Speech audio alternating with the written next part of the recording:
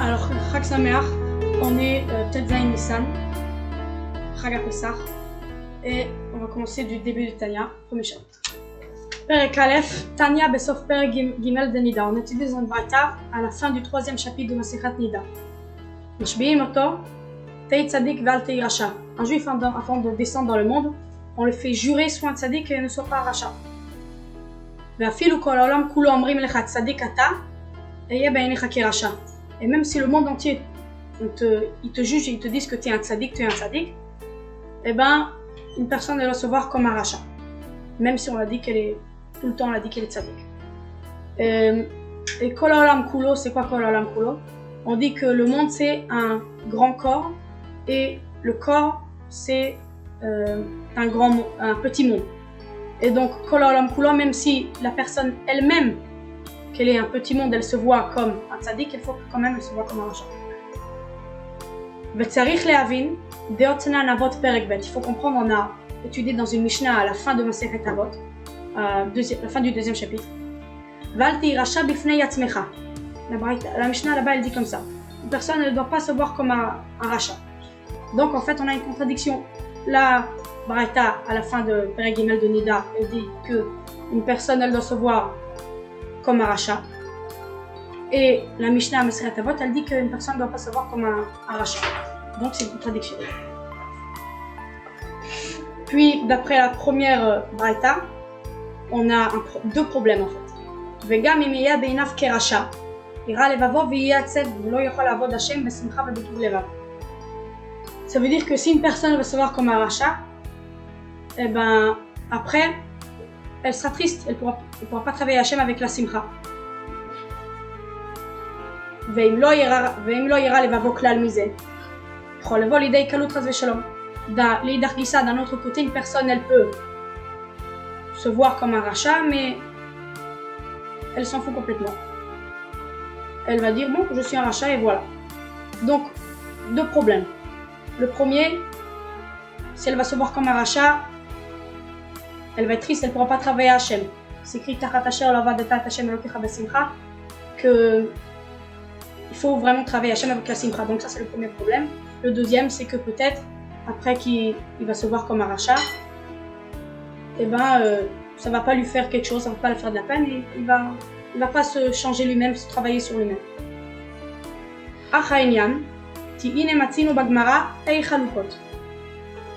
Déjà dans la Gemara on a trouvé 5 niveaux.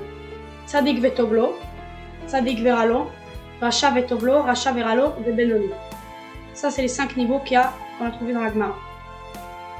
Maintenant, il amène l'explication du pshat de la Gemara et le Zohar. Veperush, vepirsho bagmara. Tzadik vetovlo, tzadik gamour. Donc dans la Gemara, ils ont expliqué qu'un tzadik vetovlo, c'est quoi un tzadik vetovlo? C'est un tzadik gamour, un tzadik parfait, qui n'a aucun mal en lui. Tzadik veralo, tzadik shaino gamour. Un tzadik veralo, c'est un tzadik qui n'est pas parfait, qui a encore un petit peu de mal en lui. Vebaraya memna parashat mishpatim pirshu, dans le Raya memna roe neeman, une partie du Zohar, parashat mishpatim, ils ont expliqué. Tzadik veralo she'ara shebo kafuf letov. C'est quoi un tzadik veralo? C'est un tzadik qui a du mal en lui, mais que ce mal il est soumis et annulé au bien qu'il a en lui.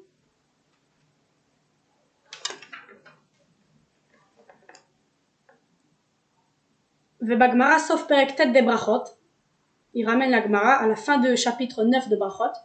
Tzadikim yetzer tov shoftan chulu, reshaim yetzer hara shoftan, benonim ze veze shoftan vechulu. C'est écrit là-bas que les tzadikim, c'est le Yetzer Tov qui règne sur eux, et qui décide. Reshaim, Yetzer Hara Shoftan, chez les Reshaim, c'est le Yetzer Hara qui règne sur eux, et qui décide surtout.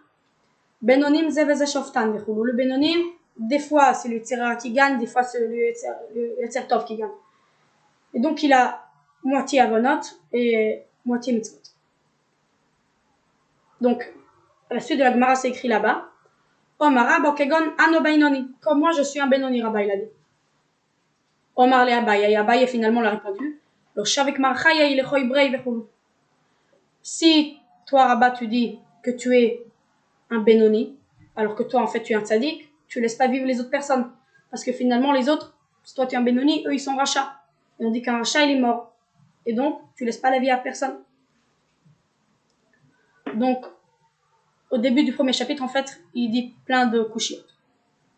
ולהבין כל זה בהר היטב, il faut bien expliquer, וגם להבין מה שאמר איוב בבא בתרא פרק א', il faut comprendre ce qu'a dit איוב, על מסכת בבא בתרא, premier chapitre, ריבונו של עולם ברא את הצדיקים, ברא את הרשעים חולו. והוא צדיק ורשע לא כה אמר. Iov il a dit comme ça, il a dit Hachem, tu as créé des tzadikim, tu as créé des reshaim, et pourtant le Morazaken il dit tzadik veracha lo ka'amar. Hachem il a jamais dit ça ce sera un tzadik, ça ce sera un racha. Et donc comment ça se fait qu'Iov a dit tu as créé des tzadikim, tu as créé des reshaim? Ça aussi il faut comprendre. Vegam le'avin maut madregat benoni, il faut comprendre aussi l'essence du niveau du benoni. C'est quoi vraiment le benoni? שבוודאי אינו מחצה זכויות ומחצה עוונות. שאם כן, החטא רבא בעצמו לומר שהוא בינוני, ונודע דלא פסק פומי מגרסה, עד שאפילו מלאך המוות לא היה יכול לשלוט בו. Et surtout qu'un benoni c'est pas qu'il a moitié de mitzvot et moitié d'averot. Parce que sinon comment Rabba lui-même il pouvait avoir la faute de dire sur lui-même qu'il est un benoni. Alors qu'on sait, Noda, que le pasik poumay migirse, la bouche de Rabba elle n'arrêtait pas de dire des paroles de Torah. Il n'arrêtait pas d'étudier la Torah. Jusqu'à même que l'ange de la mort, il ne pouvait pas le contrôler, le tuer. Comment ça se fait donc Rabba qui disait sur lui-même qu'il était Benoni, comment ça se fait qu'il pourrait avoir moitié d'Avérat alors qu'il étudiait tout le temps la Torah? Donc c'est sûr que le Benoni c'est pas quelqu'un qui a moitié mitzvot et moitié Avérat. Veod, שהרי בשעה שעושה עוונות נקרא רשע גמור. ואם אחר כך עשה תשובה נקרא צדיק גמור. Une personne, quand elle va faire un péché, au moment même qu'elle fait le péché, elle est appelée Racha Gamour. Si juste après elle fait tchouva, elle est appelée Tzadik Gamour. Donc on ne comprend pas quand une personne elle peut être définie comme un Benoni. ואפילו עובר על איסור קל של דברי סופרים, מקרי רשע, כדאית בפרק ב' דאבמות ובפרק כמה דנידה. אפילו מי שיש בידו למחות ולא מיכה, נקרא רשע. פרק ו' דשבועות. Même une personne qui passe sur, qui fait une avéra issour kal des sages, eh ben il est appelé Racha, comme on a dit dans le deuxième chapitre de Evamot et dans le premier chapitre de Nida.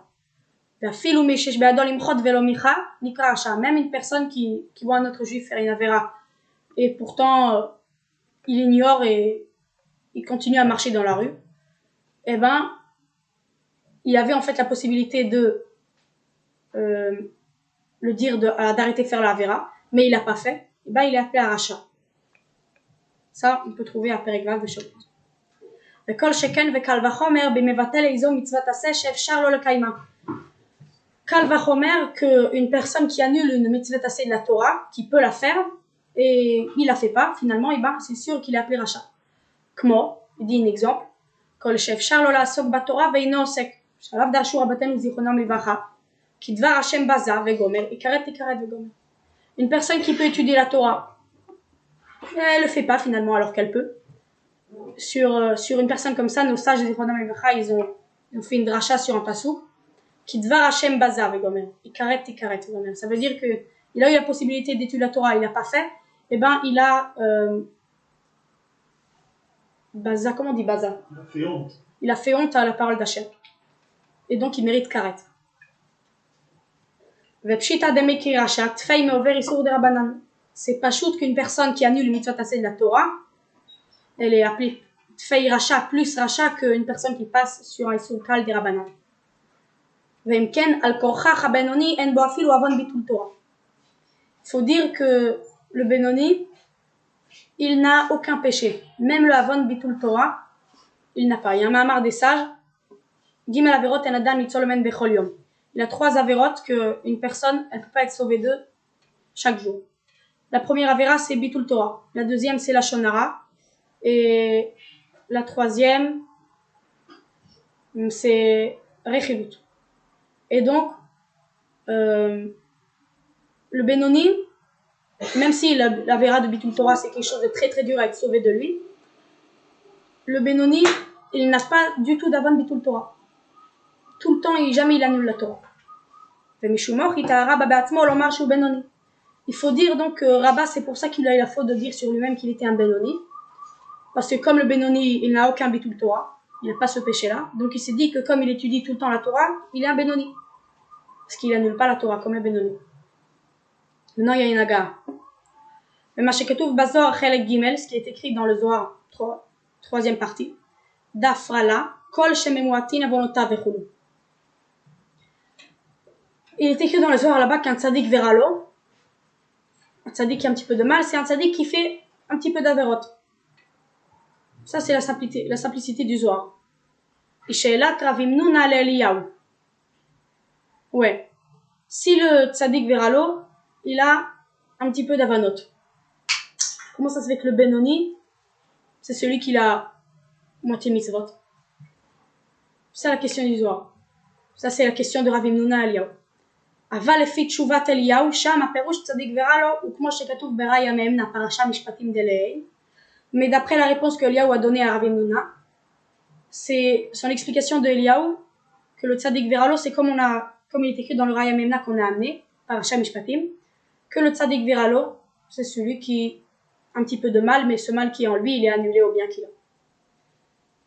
Et finalement, donc, c'est quoi le tzadik veralo? C'est quoi la conclusion de tzadik veralo? C'est quelqu'un qui a peu d'averot, c'est quelqu'un que le mal en lui, il est annulé au bien. Et il répond, Vashivim panim la Torah. Il y a 70 façons de comprendre la Torah. Et donc, Eliyahu, il a compris d'une façon. Rav Hemnuna, on peut la comprendre de 70 façons. Ve'odamrinon be'almo, de merzo al merzo, mikri bainoni. Et quand on dit que une personne qui a moitié mitzvot et moitié averot, c'est un benoni, ve'rov sruyot mikri tzadik, et celui-là qui a plus de mitzvot, il est appelé tzadik, ou shem amusha le'inyan sachar ve'onesh. Ça veut dire que une personne qui a plus de mitzvot, il n'est pas vraiment appelé tzaddik. Pourquoi? Parce qu'un tzaddik, c'est celui qui a que des mitzvot. Donc s'il fait des averot, il n'est pas vraiment appelé tzaddik. Mais comme il a plus de mitzvot, le monde, comme on parle d'habitude, on l'appelle un tzaddik. Mais en vrai, il n'est pas du tout un tzaddik. Le fishenidon acharubo. Parce que cette personne, elle est jugée d'après la plupart qu'elle a fait. Donc la plupart qu'elle a fait, c'est quoi? C'est des mitzvot. Donc on l'appelle un tzaddik. Vemikri tzaddik badino. Mechar shezoche badin. Donc comme il a zoche, comment on dit zoche? Le mérite. Il a le mérite de din qu'il est appelé tzaddik. Et donc, comme ça, d'habitude, on appelle quelqu'un, une personne qui a plus de mitzvot, il est appelé tzaddik. Aval inyan amitat shem atoar ve'ama'ala. של מעלת ומדרגות וחלקות צדיקים ובינונים, אמרו רבותינו זיכרונם לברכה, צדיקים יצר טוב שופטן, שנאמר וליבי חלל בקרבי, שאין לו יצר רע כי הרגו בתענית. Mais vraiment, c'est qui vraiment qui est appelé un tzadik? C'est qui vraiment le Shem Toar, la définition exacte du nom tzadik? C'est quelqu'un que sur lui nos sages ont dit, tzadikim yetzer tov shoftan, celui qui a eu yetzer tov, c'est que lui qui décide en eux, c'est que lui qui règne. Sheneemar, comme il est dit, Valibi Khalal Bekirbi, c'est David Amelech, il a dit ça. Mon cœur, il a un espace vide en lui. Ça veut dire quoi? Shen lo yetzerara ki harago betanit. David Amelech, il a tué son yetzerara avec le jeûne. Donc il n'avait aucun yetzerara. Aval kol mi shelo egia le madrega zo, av shesruyotav merubim al avonotav, eino bema'alat v'madregat tzadik la. Mais celui qui n'est pas arrivé à ce niveau-là de tzadik, même s'il a plus de mitzvot que d'averot, donc comme le monde, il peut le juger, c'est un tzaddik, il n'est pas du tout de l'avantage et du niveau de tzaddik, même s'il a la plupart de mitzvot. C'est pour ça que nos sages zichronam livracha dans le midrash, ils ont dit Ra'a kadosh baruch hu betzadikim shem muatim, amadu shetalan bechol dor vador vechol. Hachem, il a vu que les tzadikim, ils sont très très peu dans le monde. Et donc, qu'est-ce qu'il a fait? Il les a plantés dans chaque génération en génération. Avec moi, comme il est écrit, tzaddik yesodolam. Donc, chaque génération, il y a un tzaddik que sur lui tient le monde, c'est le secret de la lettre Zayn. Que la lettre Zayn, elle a comme une tête en haut. Cette tête, c'est le monde. Et le pied du Zayn, c'est le tzaddik yesodolam que sur lui tient le monde entier. Mais l'explication du sujet. Alpi Mashekatav Arab Chaim Vital, Zichronon Livracha Beshar Akdusha Vebetz Chaim Shar Nun Perek Bet. D'après ce que le Rabbi Chaim Vital il a écrit Zichronon Livracha, Shar Akdusha Yatz Chaim il est écrit Shar Nun Perek Bet. לכל איש ישראל, אחד צדיק ואחד רשע, יש שתי נשמות. Chaque juif d'Israël, il a, même si c'est un tzadik, même si c'est un rachat, il a deux amants, deux esprits. Comme il est écrit, Uneshamot ani asiti. Il fallait être écrit Uneshama ani asiti. Chaque juif, il a une âme. Mais en fait, il est dit Uneshamot, la shon rabim. Et donc, chaque juif, il a deux neshamot. Et comment expliquer l'âme animale? Nefesh achat mitzad aklipa vesidra achara, והיא המתלבשת בדם האדם להחיות הגוף. וכדכתיב כי נפש הבשר בדמי. Le premier esprit qu'elle est du côté de la klipa et le côté du mal, c'est Rachara. Elle s'habille dans le sang de l'homme pour le donner la vie. Comme le sang il découle dans tous les veines, dans tout le corps entier, et ben l'âme animale elle s'habille dans le corps, dans les veines, pour donner sa vitalité là-bas. Et que la vitalité elle va découler dans tout le corps entier. Et comme il est écrit, qui nefesh habasar badami, l'esprit de la chair, elle est dans le sang. Vemimena baot kol amidot raot, merba yesodot raim sheba. D'elle des midot raot, d'elle de l'homme animal, viennent tous les midot raot. D'où viennent les midot raot de l'homme animal? Des 4 yesodot raim, 4 éléments mauvais qu'elle a en elle. Et comment c'est expliqué? Chaque mida, mauvaise mida, de quel élément elle vient.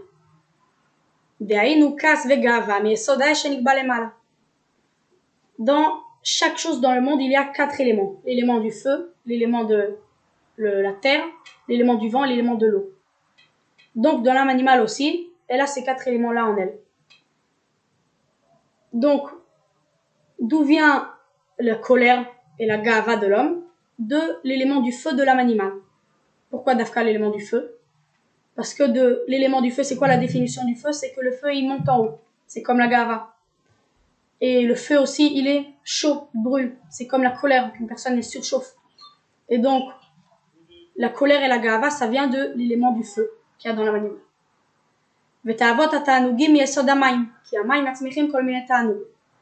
D'où viennent les volontés corporelles de l'homme? Plaisir, c'est la volonté d'avoir des plaisirs. Les plaisirs, oui. D'où viennent tous ces plaisirs et cet avot qu'il a? De l'élément de l'eau. Parce que l'eau, ça fait pousser beaucoup de minetanoug. C'est grâce à de l'eau qu'un arbre avec des fruits, il peut pousser. Ou que des légumes, des bons légumes peuvent pousser. Donc, vraiment, l'eau, ça fait pousser des bonnes choses. D'ailleurs, l'eau en bas, c'est écrit Amayim atartonim bochim lifnei de kamei de malka. C'est-à-dire que l'eau d'en bas, elle pleure devant Hachem parce que elle est la source de tous les ta'anugim et les bonnes choses de ce monde-là. Et donc, elle veut monter en haut. Et donc, tous les tavot et les ta'anugim de l'homme, les plaisirs de l'homme, ils viennent de l'eau. De l'élément de l'eau.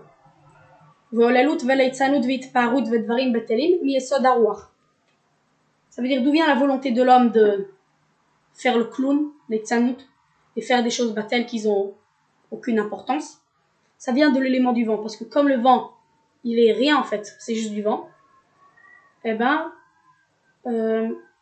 comme ça, faire le clown, que c'est rien, c'est faire le clown, et faire des choses battelles, qu'ils n'ont aucune importance, ça vient de l'élément du vent de l'âme animale. Et il y a le 4e élément, la terre. Qu'est-ce qui vient de l'élément de la terre de l'âme animale? La paresse, on dit, non? La paresse et la tristesse. Donc la paresse et la tristesse, ils viennent de l'élément de la terre de l'âme animale. Parce que la terre, c'est lourd. Comme une personne elle est fainéante, elle sent qu'elle est lourde, elle n'a pas de la force. Donc ça vient des midot raot de l'âme animale, mais aussi vient des midot tovot. Vegam midot tovot shebatev kol Israël betoladetam. Kmo rachmanut vegminut chasadim baot mimeno. Ça veut dire, il y a aussi des midot tovot qui viennent de l'âme animale, qui a dans la nature de chaque juif d'Israël de sa naissance. Comme quel bonne mida vient de l'âme animale, la rachmanut, les miséricordes, et la gmilut chasadim, l'envie de faire du bien. Ça vient aussi de l'âme animale.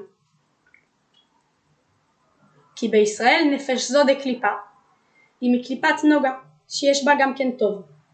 Parce que chez les juifs d'Israël, les juifs, cet esprit-là de la Klippa, elle est de Klippat Noga. Ça veut dire qu'elle a aussi du bien et aussi du mal. On dit ou Mefikim ou Mefikim Noga, on dit ou Mefikim Noga. C'est quoi Mefikim Noga? C'est que les étoiles, ils Mefikim Noga, ils Mefikim de la lumière. Donc, il y a la Klippa Noga. C'est quoi la Klippa Noga? La Klippa de la lumière. Et donc, l'âme animale qui vient de la Klippa Noga, elle a aussi du bien en elle. Vei misod etzadat, tov vera. C'est-à-dire que quand le Adam Arishon il a fait le péché de etzadat, il a mangé le fruit de cet arbre-là, et ben au début le mal il était emprisonné en tous les mondes. Puis quand il a fait le péché de Chet etzadat, le mal il s'est mélangé au bien. Il s'est délivré de d'où il était emprisonné. Et donc quand il a fait ce péché-là, le mal il s'est mélangé avec l'âme animale. Ça fait qu'elle a du bien et du mal. Et donc l'âme animale elle est du sod etzadat. Machem ken efashot umot haolam.